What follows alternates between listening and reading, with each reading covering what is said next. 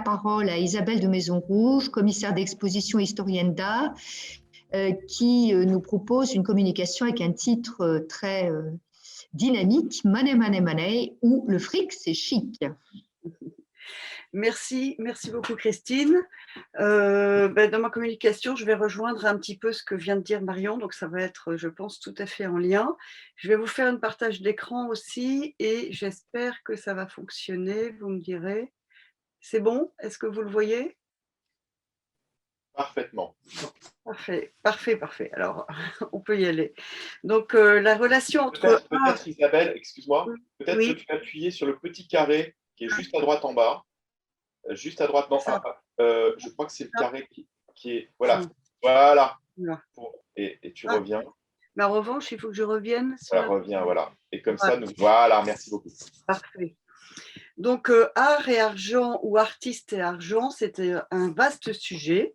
Depuis la naissance du commerce comme de l'art, tous deux ont maille à partir avec l'autre. Qu'ils fassent plus ou moins bon ménage, l'art ne va pas sans argent, ça, Marion vient de nous le dire. Et l'histoire de l'art, on raconte 1000 histoires souvent savoureuses, et donc je vais vous en raconter un petit peu différentes de celles de Marion, mais je pense que ça va être très complémentaire. Donc, au XXe siècle, les relations entre art et argent prennent une forme nouvelle avec Marcel Duchamp qui va ouvrir une brèche lorsque, en 1919, à court d'argent, il propose à son dentiste, le Daniel Zank, qui est collectionneur par ailleurs, de lui régler sa consultation avec un chèque qu'il réalise à la main. Ce chèque papier est validé d'un coup de tampon original.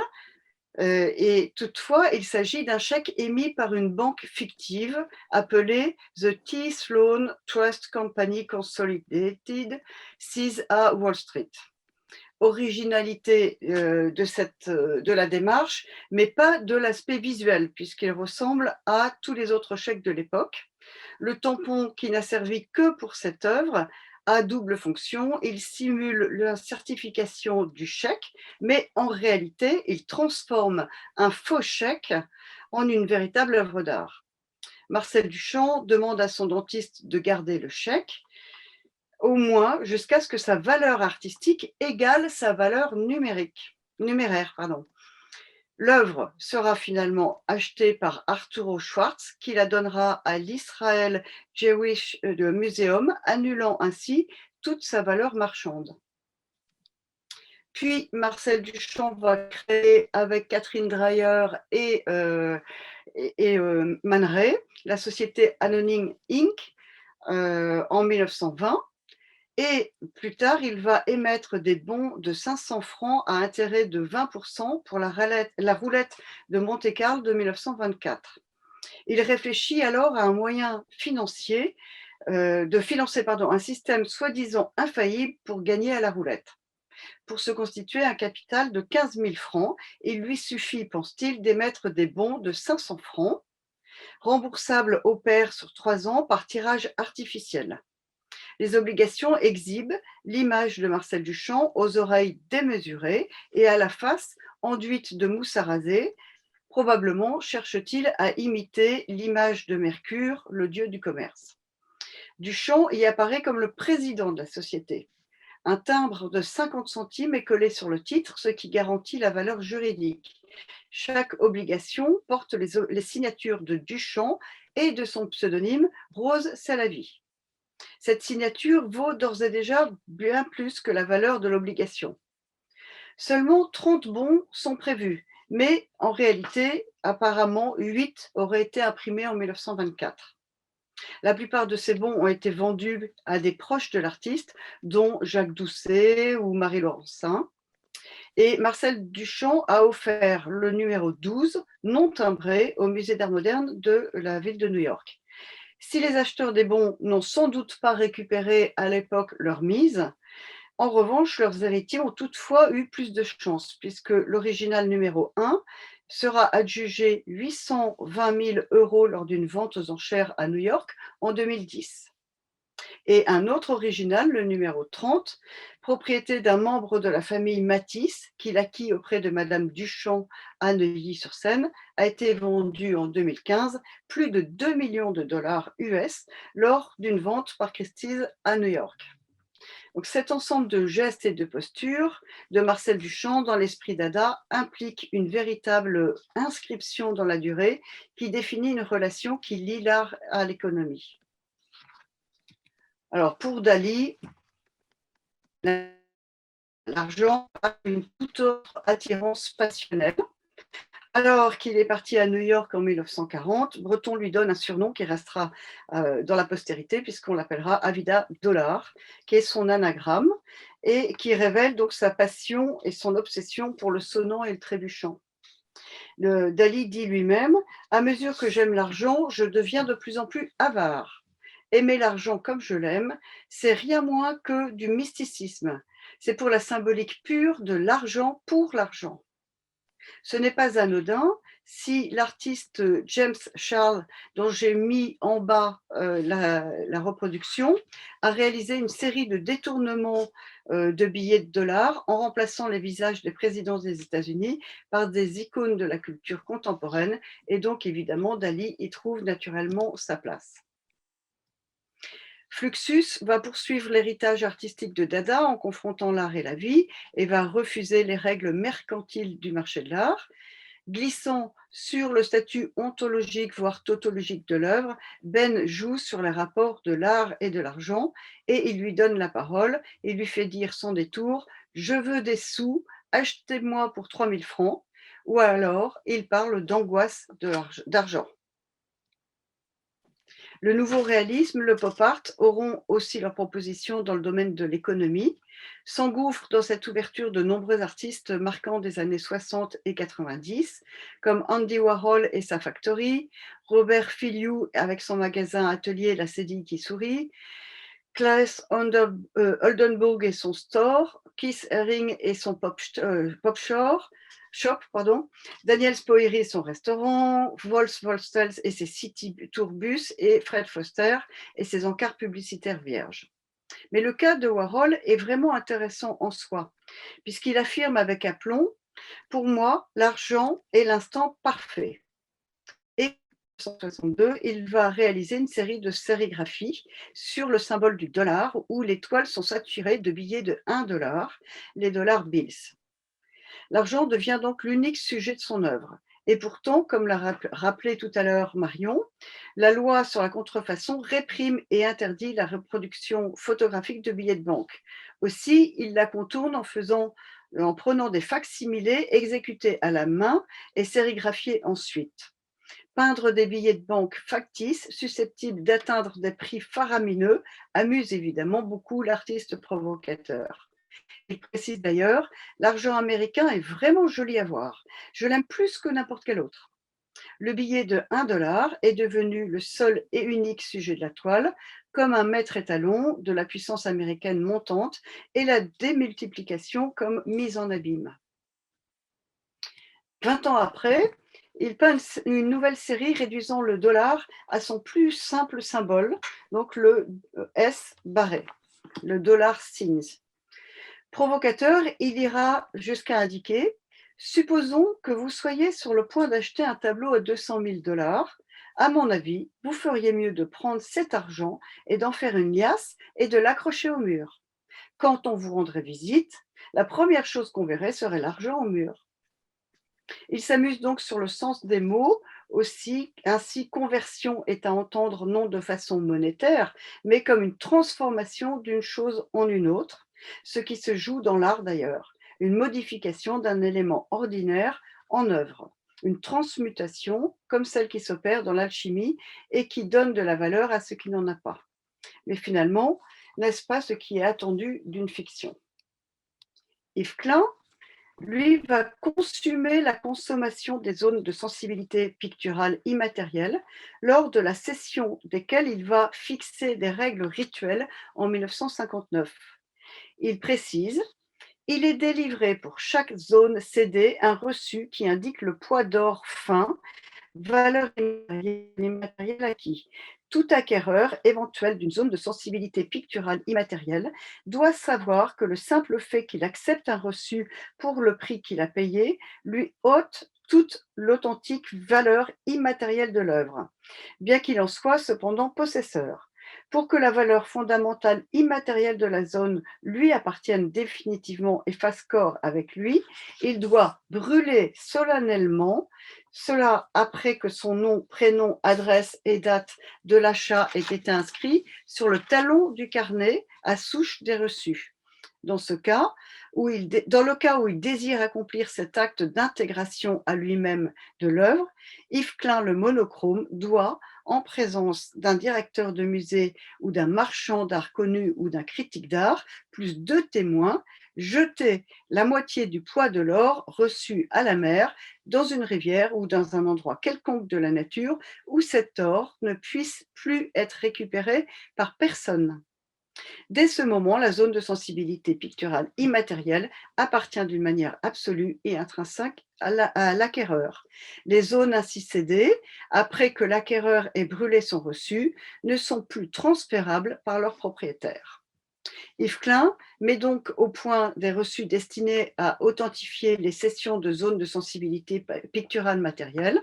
Ces reçus sont donc réunis dans des carnets dont la représentation évoque celle des chéquiers, qui est le terme qui sera adopté d'ailleurs. Mais certains acheteurs vont encadrer ce reçu, engendrant un risque de confusion, car l'œuvre, évidemment, n'est pas le document qui en atteste la vente. C'est pourquoi Yves Klein, pour pallier à cette dérive, a pris soin d'édicter ces règles rituelles dont je viens de vous en lire un extrait, car les zones de sensibilité picturale immatérielle seraient demeurées des fictions si aucun acquéreur ne leur avait apporté le gage d'une réelle existence. À l'inverse, Joseph Beuys signe en 1979 un billet de banque et y inscrit Kunst égale capital. Ce concept art égale capital doit être pris comme une vraie valeur économique, comme un levier qui réussira là où la politique, l'économie et les autres sciences ont échoué, améliorer la société. Joseph Beuys crée le concept d'une sculpture sociale. Pour lui, le seul acte plastique véritable consiste dans le développement de la conscience humaine. L'acte, l'art en action, est donc plus importante que l'œuvre. Anne et Patrick Poirier vont détourner ou remployer le papier-monnaie. Ils le rendent inutilisable et inexploitable. Il perd son usage et sa valeur. Percer ou passer à la moulinette, cet argent évoque la vanité des richesses de ce monde. Justin Smith provoque un dialogue sur les notions de pouvoir et notre relation avec l'argent et le système de valeurs centré sur l'argent. Elle prend des billets de banque qu'elle assemble pour former des objets reconnaissables et notamment des armes. Elle utilise ces symboles de manière subversive, représentant l'argent et le pouvoir comme une nouvelle religion, qui fait à la fois rêver et provoque l'aveuglement de la société. Yann Dumogé travaille fréquemment sur et avec l'argent. En Islande, pays dévasté par le krach financier de 2008, la population a réagi en essayant de repenser de fond en comble le système de valeurs, et Yann Dumogé va y participer en tant qu'artiste. Il passe une annonce dans le journal national pour demander aux gens de dessiner des billets de banque imaginaires sur papier libre, puis s'autodésigne agent de change. Il achète ces faux billets avec de la monnaie locale véritable. Il fait un effet d'annonce en indiquant que il va sauver les Islandais de la ruine, se substituant ainsi à la Banque nationale. Ce projet, pris au second degré, permet d'aborder la création de valeur dans l'art ainsi que les rapports de l'artiste et de l'argent. Dans un autre geste, il achète l'amitié de personnes qu'il rencontre avec des billets réalisés avec ses soins. Aboule le fric et méfie-toi du krach qui vient sont 2 lettres postées en septembre 2017 à l'attention de la galeriste Valérie Delaunay. Elles sont réalisées à partir de billets de banque découpés. Elles reprennent la sémantique du cartel et la forme de la lettre anonyme pour aborder avec ironie les rapports singuliers qu'entretiennent les artistes avec l'argent. Et quoi de plus naturel pour un artiste américain comme John Wan de s'attaquer à son tour au sujet et au fameux billet vert comme support. Il part sur de grandes toiles sur lesquelles il a d'abord réalisé le fond figuratif du Benjamin et qu'il recouvre ensuite de gestes très colorés. Pour cette série, l'artiste a choisi de travailler sur des formats très impressionnants. Chaque dollar fait 2 mètres sur 1,5 m. Les billets de 100 $ sont ainsi communément appelés les Benjamins, du fait du portrait de Benjamin Franklin qui les orne à chaque fois. Ils sont aussi notés les C-notes en raison de la numérotation romaine où le chiffre 100 s'écrit C. C'est peut-être aussi, peut-on y lire, une allusion au philosophe Walter Benjamin, qui dans son célèbre essai montre comment l'invention de la photographie et surtout celle du cinéma, en rendant possible la reproduction massive des œuvres d'art, ont précipité le déclin de l'aura de l'œuvre d'art. Cette aura qui s'explique par l'effet de la présence unique liée à un lien précis et que Duchamp et Warhol ont contribué à faire tomber en avant le multiple et la sérigraphie et l'image déjà toute faite. Pardon. Ainsi, John Wan, cet artiste venu de New York, ayant couru les rues dans la foulée de Basquiat pour laisser son nom pardon, et sa trace sur les murs des rues et les wagons du métro, lorsqu'il se saisit de la monnaie et l'utilise comme fond pour ses tags, renverse-t-il les valeurs? J'ai pas le Covid, mais je tousse quand même. Isabelle, peut-être peux-tu prendre un verre d'eau? Oui, ça va, j'ai déjà bu tout à l'heure, donc ça devrait aller jusqu'au bout. Merci. Donc le verre de l'espoir, c'est aussi celui de la green card, objet du mythe du rêve américain. L'effigie de la toute-puissance américaine, le symbole du capitalisme triomphant, tout se trouve décalé, bousculé et basculé sous la bombe de peinture de l'artiste qui recouvre l'ensemble du point pour lui donner un air joyeux de faux billets de Monopoly, un petit papier pour de faux. De faux billets aux faux monnayeurs et faux semblants, John Wan ne nous parle-t-il pas à sa façon de la financiarisation du monde et du monde de l'art en particulier et de l'économie toute puissante devenue folle que Guy Debord fustigeait en son temps? Esther Ferrer, fondamentalement anarchiste, réalise un autoportrait où elle vomit des euros comme une machine à sous détraquée. Ou bien elle crache une carte de crédit. Avec cette idée de la carte bleue, elle insiste sur le caractère résolument dégoûtant. L'artiste ayant égaré sa carte de crédit, elle en a profité pour exprimer son ras-le-bol en la dégobillant, une fois celle-ci retrouvée et donc inutilisable. Pour Andrei Molotkin, cette sculpture réalisée avec du pétrole non raffiné évoque la dimension intermédiaire ou médiatrice du pétrole, devenue dans les mots de l'artiste lui-même le langage global dans lequel se font tous les échanges. À l'instar de l'or, le pétrole est bien plus qu'une matière première. Yes est écrit avec les symboles des monnaies connues, donc le yen, l'euro et le dollar. Alors, Jason Springs, lui, a ses moindres actions intimes à tout moment de sa vie. Chaque cotation est résumée en courbes et graphiques que l'on peut suivre en temps réel sur Internet, basé sur un système de valeurs personnelles en lien avec les événements que l'artiste rencontre dans sa vie sociale et ses aléas. Ses amours, sa santé, son moral, ses rêves, ses envies, ses frustrations, le fonctionnement de son appareil digestif ou ses rencontres amicales. Chacune représente une société à part entière au sein d'une entreprise mère, la Jason X, qui est un marché financier dont Jason Springs est le fondateur et le PDG, et qui gère toutes ces institutions financières. Elles sont accompagnées de la Federal Reserve qui s'occupe d'émettre des titres et la Z Exchanges qui suit l'évolution des cours des titres.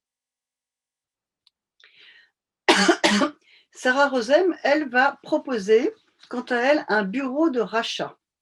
Dans une galerie grande comme une vitrine de magasin, elle va établir un bureau de rachat.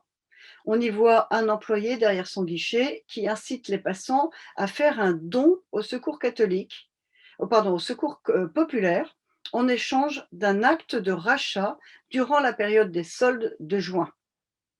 Donc, quelle forme l'artiste va-t-elle donner à cette proposition? Quel aspect ce bureau de rachat revêt-il? Eh bien, Sarah Rosem a recours au visuel du milieu administratif, au code de l'agence bancaire et à son vocabulaire spécifique. Un bureau véritable, sa chaise, sa plante verte, une imprimante, un guichet, un tableau d'affichage, un écran où circulent les informations. Et d'autre part, le bon de rachat, de l'acte de rachat conçu par Sarah Rosem se présente comme une action de type financière. C'est bon. Ou un certificat d'authenticité d'une œuvre d'art comme il est d'usage dans l'art contemporain, particulièrement dans la tendance conceptuelle. Ce morceau de papier, à l'image d'un diplôme, rend la dépense effectuée en numéraire tangible et concrète et donne du sens à l'acte. Il devient une sorte de contrat de rachat. Dans ce cas, l'énoncé ne consiste plus à constater un état de fait, mais à produire une transformation substantielle dans la réalité. Cet énoncé est performatif dans le sens où l'a établi le linguiste Austin dans son concept à partir du fameux exemple du maire déclarant qu'il unit deux personnes par les liens du mariage. Avec son bon de rachat, le consommateur collectionneur détient la preuve de son acte et réalise dans le même temps l'action. La question de la valeur est également proposée par le duo formé par Marion et Émilie Brou, notamment dans le projet Untitled SAS, qui retrace les contours d'une création d'entreprise bien réelle, mais sans véritable but. Le capital est d'1 €. Montant minimal pour constituer une structure de type SAS, société par action simplifiée, qui se distingue de la SA, donc société anonyme, par la grande liberté qui est laissée aux associés. Pour la constituer, ils ont eu recours au service d'un grand cabinet d'avocats qui s'est penché sur la faisabilité de l'échange de l'étrange demande. Dans cette entreprise bien réelle, constituée comme une œuvre. Divers avocats les ont conseillés, droit d'auteur, droit des sociétés, droit de la propriété industrielle, droit de la propriété intellectuelle, avocat fiscaliste, pour déposer les statuts et s'inscrire au registre du commerce. Cette société a pour œuvre, ce qui soulève quantité de questions, tant sur le marché de l'art que sur le fonctionnement de l'économie. Les actions vendues pour démarrer à 25 € constituent déjà par leur simple existence la valorisation du capital de départ. Les seules activités de l'entreprise consistent en ses ventes d'actions et la tenue du livre de compte enregistrant les ventes des actions. Le but avoué des artistes étant de voir comment vont se comporter ces actions et voir s'il est possible de spéculer sur une œuvre qui n'a pas de forme. Ludovic Chemarin est un artiste qui a décidé de mettre fin à sa carrière. Cependant, le 22 janvier 2011, Ludovic Chemarin est racheté par 2 artistes, ce qui diffère considérablement ici des artistes fictionnels, c'est qu'il s'agit d'un rachat bien réel d'un individu artiste. L'objet de la vente porte alors sur l'essence du droit d'auteur qui se divise en France, d'une part en une propriété inaliénable et imprescriptible, protégée par le droit moral, regroupant le droit de divulgation, le droit au respect du nom et de l'œuvre et le droit au repentir qui reste incessible, et d'autre part en droit patrimonial. Et c'est ainsi que celui-ci sera vendu sous contrat, signé par les 3 protagonistes. C'est ainsi, ces contrats auront, Ludovic Chemarin cède par contrat ses droits patrimoniaux et il se rend à l'INPI pour déposer son nom d'artiste agrémenté d'un copyright qu'il revend ensuite. Les acheteurs deviennent propriétaires de la partie immatérielle des œuvres. Ils sont en possession du droit d'exploitation de ce qui est devenu une marque déposée et vont pouvoir, comme ils le souhaitent, l'exploiter. Les artistes qui agissent en réalisant ce rachat s'inscrivent clairement dans une perspective critique. Donc, je vais arrêter là. Je suis désolée. Est-ce qu'on peut en venir à la conclusion très vite? Merci. Voilà, la conclusion, c'est que les artistes présentés ici amènent un parallèle entre les systèmes d'estimation, de valorisation et les modes de représentation. L'économie, et singulièrement l'écosystème de l'art, devient à la fois le sujet et l'objet de formulations plastiques, autant prétexte que modèle, thème que motif. Bon, je vais arrêter là. Bon, merci beaucoup. Merci beaucoup. Je vais maintenant donner la parole à Agnieszka Komorowska de l'Université de Mannheim, dont la communication s'intitule « Ça n'existe pas, une société qui ne va pas… »